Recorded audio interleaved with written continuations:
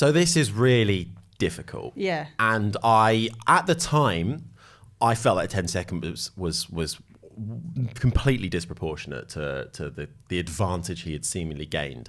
And I think for that incident, you've actually got to take it back to turn one. That's where it initially started. It did, yeah. And at one point, when they come out onto that short straight down towards turn 4, I thought Verstappen might actually be giving the place back to Hamilton. I wondered.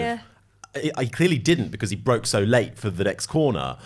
But when you take that into context as well, it's basically all one big incident, because by the time they get out to turn 4, Hamilton's on the outside, he locks up, goes straight. Now, in the race director's notes, which can get sent before a race, and they're often tweaks per race, they have specific rulings for running or runoff and where you can rejoin.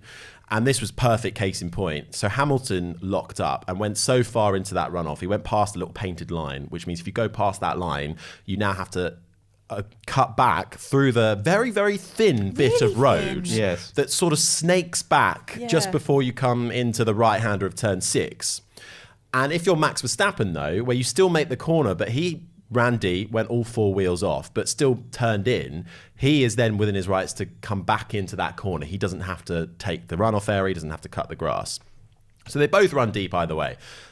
In my opinion, Hamilton went so deep that I don't think he stood a chance of even trying to make that runoff area, because you've got to sort of get it pinpoint sharp and cut through. He then cuts across the grass.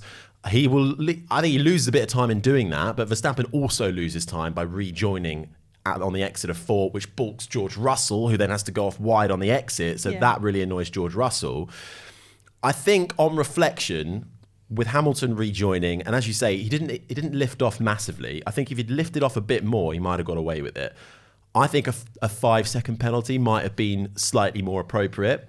I do think he did gain something, but at the end of the day, they all messed each other up. It was very messy. Yeah. And the ultimate winner was Oliver Bearman.